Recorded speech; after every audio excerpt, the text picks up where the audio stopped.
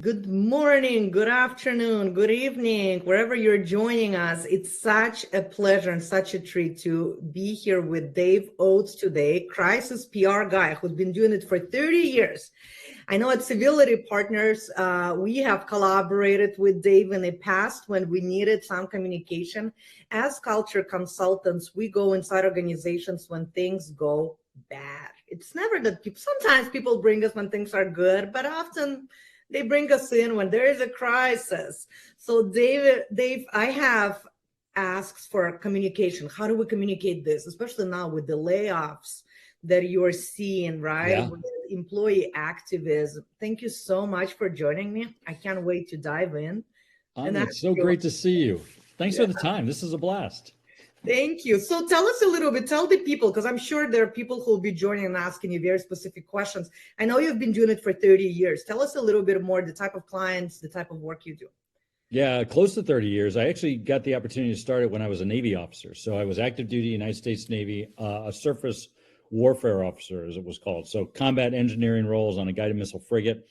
And when you're in those duties, you also get assigned what we used to call the collateral jobs. And mine just happened to be the public affairs officer. So I was a kid that was about 20, 23, 24 when I got that. Mm-hmm. And learning basically on the job through an apprenticeship style training, I got to understand how to write press releases and how to engage news Oh, organizations and cool. the importance of employee communications, which is where I really got fine tuned on that. But then also, uh, in the course of my time period, there were crisis matters.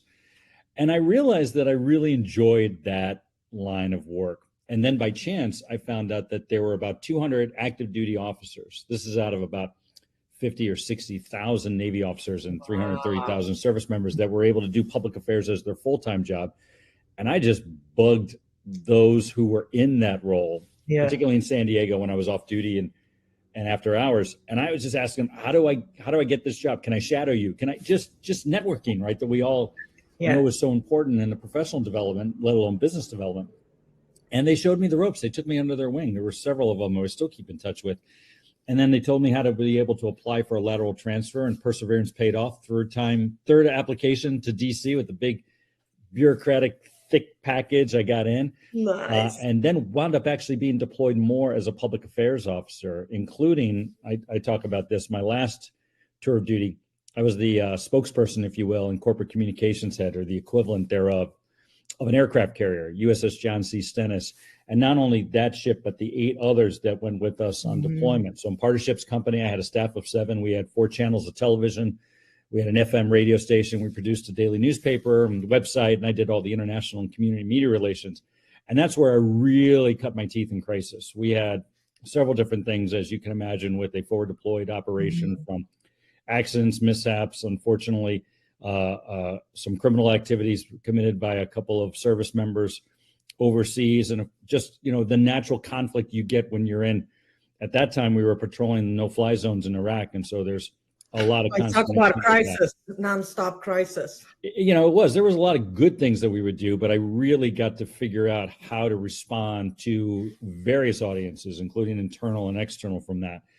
And at a young age, this is before I was 30, and then went into the private sector, worked for a couple of firms. And so because of my background, I was known as the guy that people could call on when there were product recalls, mass layoffs, CEOs behaving badly, and all sorts of things like that. And when I went on my own about 16 years ago, I was doing mostly promotional, but because of these wonderful little devices that we all carry around in our pocket, it's made any organization, large, small, profit, nonprofit, mom and pop to big Fortune 100 companies, a target, because now everybody, you and I and everybody else, is a broadcaster. And so I realized the opportunity was there to be of service.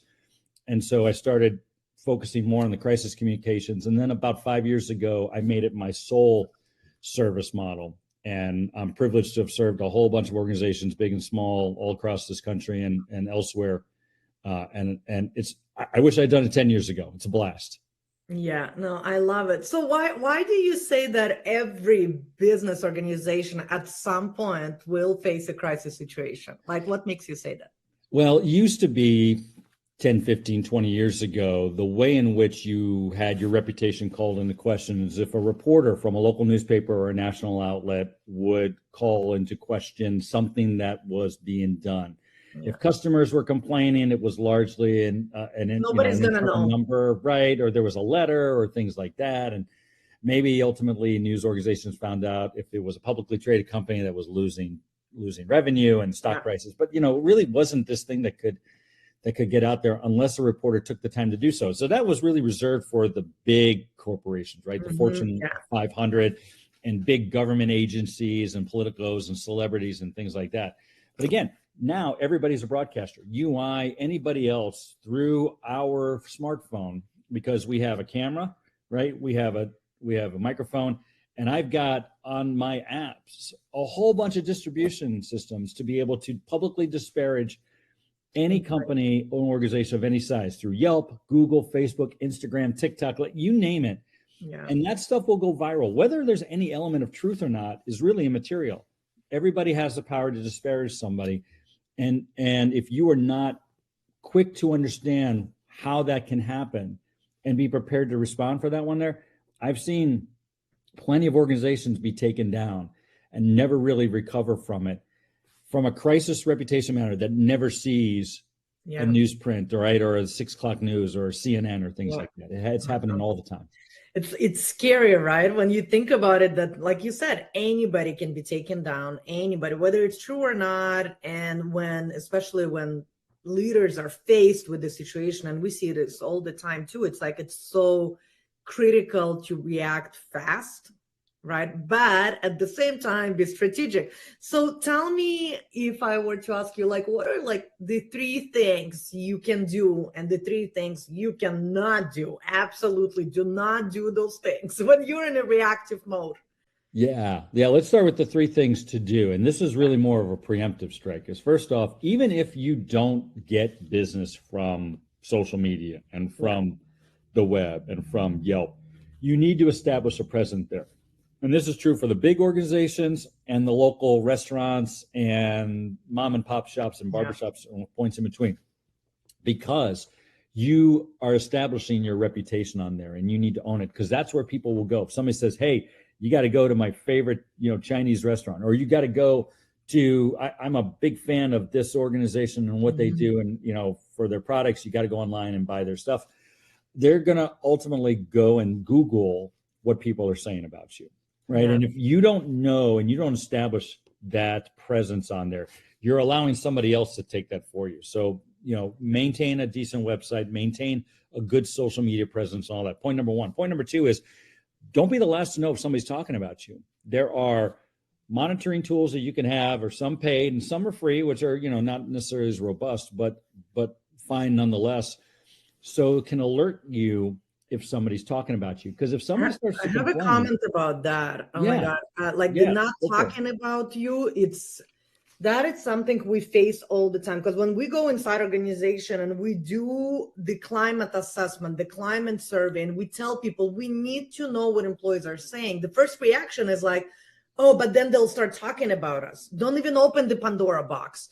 Don't ask them what they're thinking. Or often in my workshops, I would actually do anonymous kind of like live voting, or give platform to employees to say what they are saying. And the leadership would say, well, Anya, you just allow them to say we don't have, let's say, work-life balance. And say, hey, people have been talking about it. They just haven't been talking to you about it. Exactly. But trust me, they're talking about it. Yeah, spot on, right? The last people who know are typically the senior managers and supervisors and directors and owners, right? And the conversations are going on right now. We can talk about bad bosses and how employees kind of look out for each other. And the supervisors have no clue what's going on there. Yeah, those conversations are happening. Your owners and executives and supervisors and the like, if they don't monitor those, if they don't look for what people are saying online and have monitoring tools to help them, are just being ignorant to the fact. I hate to say that, but it's true. And what will happen is those conversations will go off unchecked. You'll not have an ability to respond to those, to set the record straight. And in doing so, that becomes the narrative, right? That becomes the truth, whether it has any bearing in fact or not. if you don't do that. So yeah, second is don't be the last to know. And third is start planning for scenarios that you know based on your business. Every organization has an inherent risk, whether it's employee related, whether it's product related, whether it's customer service related. Start thinking about the what if scenarios and start planning for how you're going to respond to those. So those are the three things that every organization must do. I can go into the three things to not do now, and I'll try to limit it. Before you do, let me ask you a question. So I love when you said that if you're monitoring what people are saying, then you can kind of shift it. And we always say that gossip is happening. Like there is gossip, there's back channeling, people are talking, employees are talking. So it's like, instead of ignoring it and trying to pretend it's not there, maybe you have a comment. It's like, how do we actually take advantage of it, know what it is, allow those conversations, and then turn them into positive? Sometimes, so the answer is this, right? Sometimes you can absolutely turn something into positive because there's just misperceptions out there. And if you're able to understand how people are perceiving maybe a piece of information you put out or some directive that was not necessarily clear. Where's it coming from? You got an opportunity to fix that early enough that before it becomes a crisis, right? Now it's just a misunderstanding that you can clear the air and everybody's good and everybody's on board and working hard, right? But even in the cases where somebody's calling you out on something that isn't right, and look, we've all got our blind spots, right? So this isn't necessarily talking about somebody who's doing something malicious, but you may just be not understanding how people are perceiving a certain service or product or, process flow to call and inquire about something. Then you can own it right away. You can apologize for it. And then you can have the ability to actually create a bigger bond with a customer or a business partner or an employee. And if you understand that that's what's going on early enough, it actually can become a positive, or at least, be less bad. The longer you wait because you didn't know what was going on there, the worse this gets. And yes, you can still repair it down the line, but it's going to cost you a hell of a lot more money. It's going to take a lot more time, and it's going to require a lot more resources that'll take you away from normal operations, impact your revenue and profitability for the long term. And I've seen that happen. Burying your head in the sand or being ignorant of the fact kills businesses every day. Yeah, and brand, right? The employer brand, because like you said, now everybody, if you're looking for talent, you're hiring, the first thing people do, Glassdoor. Yeah, absolutely. Let's go online and read about the company. What do I know about this CEO, about this boss, about their leadership?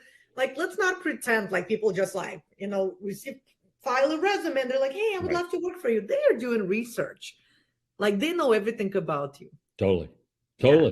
So what not to do? You're like, do not do this. Absolutely. When? Yeah. The thing that I tell organizations of all sizes is when there's a comment out there, whether it's on social media or an online review or something like medium.com, the thing you don't want to do is to ignore it, is to not respond. Now, there are exceptions to that. And usually if somebody has posted something that I would classify as hate speech, right? There's a threat of violence. There's a threat of some sort of undoing. Okay, that's a reportable offense that those sites, those platforms, social media and online reviews, you can report that. They'll take it down because that's unfair. But everything else, you want to respond. And so don't think that a lack of response is a good thing, right? And you talked about it earlier, like, well, if we respond, then people will talk about it. They're going to talk about it anyway. And your absence of participation speaks volumes to not only that person who posts a review, but everybody else who sees that, because they think there's a there, right? Well, you either don't care or they got you on something and you don't know how to respond. This is a quote. I'm going to put it across the string. Your absence of response speaks volume. It does. It just means that you either don't care or they got you on something, right? And either way, you're uncomfortable about that. So respond, right? More often than not, respond. The second is respond with two cardinal rules. I don't care what the crisis is. I don't care if it's a big crisis, big criminal matter, or customer service issue, or somebody squawking at you on, LinkedIn or Facebook or TikTok or whatever. You need to respond with empathy and action. Empathy and action, two cardinal rules. Now, by empathy, I don't mean you have to admit culpability. You have to admit some wrongdoing if there's nothing to be made, but you have to recognize that the person who is complaining online, who is criticizing you, feels disenfranchised, feels voiceless, and they feel anxious. And that's why anxiety turns to anger on a social media post. And that's what you see more often than not. So express the fact that, hey, we hear you, we care, we want to make sure we get this right. Let's clear the air on this one. Or, hey, yeah, we really didn't meet expectations. We want to fix that. And then that action on how you're going to do that is important. If you express empathy with no action, it's just lip service. Yeah. And that's not going to get you anywhere. That's only going to extend the line. Yeah. So those are the two things I do. And the third thing is, when something's going down, that's a real question on your reputation. Make sure your employees know before you talk to anybody else. And I don't want you to delay talking to customers or partners, or if it gets to be big enough to press. But I've seen a lot of times where organizations will respond publicly with a press release or a social media post or some sort of general thing. Right. And so what happens? Those people will call in or email in. And who are the ones who get that? The employees, the customer service people, the product people, the HR people. Yeah. And if they don't know what's going on, they're going to start to undermine everything that the organization and the bosses are saying, because they will feel like they've been disconnected. Hey, no one's telling me anything. I can't believe it. This place is jacked up. I'm done with this one there. Yeah. And they also feel like they've been hung out to dry, to use the phrase, right? You threw me under the bus. Yeah, exactly. And now I'm supposed to fix this and you haven't armed me with anything. Employees are always the first priority in a response. Talk to them first, and then immediately afterwards, talk to directly your customers, your business partners, and then the general public through social media posts, press releases, whatever it takes. But I see a lot of times they don't talk to employees, and it's to their detriment. This is so good. And I agree. You're kind of touching on a little bit of that trust, right? Corroding trust with your employees. Because if we don't have trust, if I don't trust you, then I'm not going to stand up for you. Oh, no. In fact, I remember there were times where I worked after the Navy. I worked for this small firm that's no longer in business, and rightfully so. The owner was the owner was one who would do as I say, not as I do. She had that type of leadership quality, for lack of a better term. And the ones of us who were in the office, we were all sort of department heads. We were on at the time when there was instant messaging, Yahoo Instant Messenger, and we would regularly be on chat, talking to each other, talking about, this is what we're seeing from our boss, from the owner, and this is how we're checking it. And we were all making sure we were in lockstep and looking out for each other. And in some respects, that was really undermining our willingness to work for this person. And rightfully so. She lost the trust because we did not believe she had our interest at heart. Certainly, and if she had to choose between hers and ours, there was no compromise, right? It was hers and hers alone. So we were definitely checking each other. And that went on, I want to say that went on for a good year. Until the business ultimately cratered. Until it ultimately cratered. Yeah. Yeah, no, and like talking about, right, bad bosses, like my way or the highway. So let me ask you, because again, often, you and us as culture consultants, people come to us when something already happened. Mm-hmm. And let's say crisis happened, they didn't handle it correctly, because you mentioned something, you can still repair it. Sure. So if you went back or gave advice to someone, something went wrong, you're already they're publicly, you're being, accused of something, whether it's true or not. What are a couple of steps people could take, business owners or, leadership could take to repair that? So the first thing I would say is that the organization, if they've dug themselves into a reputation hole, right? You've heard the term, if you're digging a hole, stop digging. Yeah. Stop digging. Because there's and I say that somewhat facetiously, and it sounds funny, like no kidding, Sherlock. But the deal is, when an organization is trying to repair the damage, the first inclination is to try to just put a lid on all the conversations that are going on, right? Exactly. Shut it all down. Shut it all down. Put the toothpaste back in the tube, the genie back in the bottle, however you want to describe it. That's not going to happen, right? The conversations are ongoing. We talked about this earlier. They're already having dialogue with each other, employees and customers and the general public, and they're all able to do these through these devices. And so that's going to continue. You don't have control over that. So trying to just put a lid on it is not going to work. So stop digging and then start to be as open and as transparent as you can.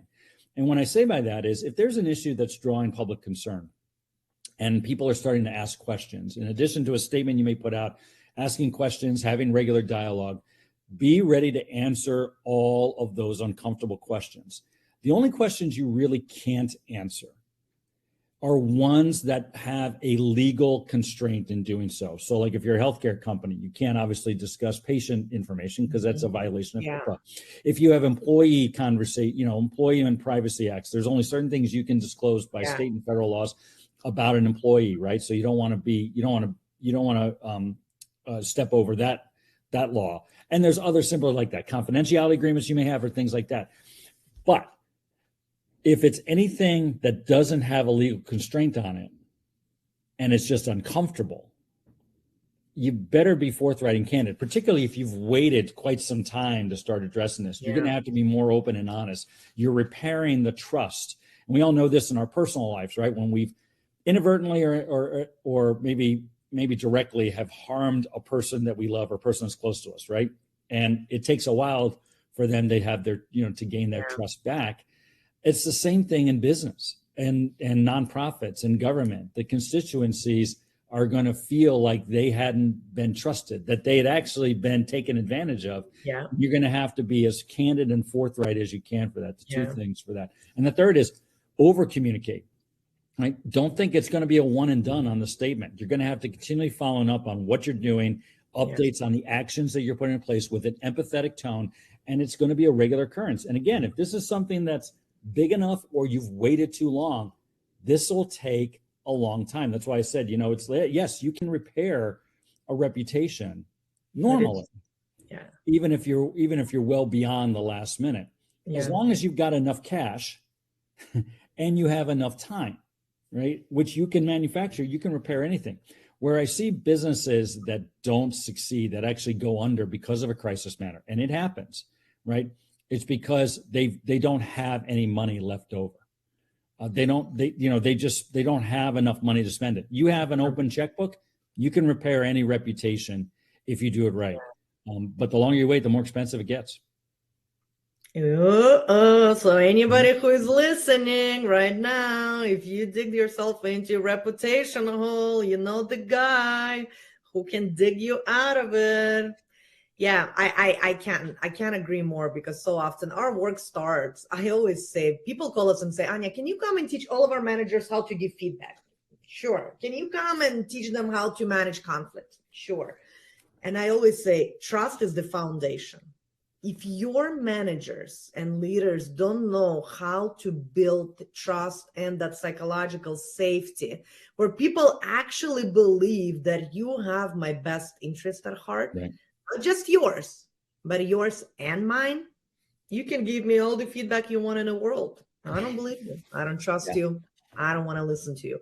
So I love that we touched like that. Even with the crisis PR, it sounds like transparency, vulnerability, and ability to have those difficult conversations and like uncomfortable, hard conversations is key.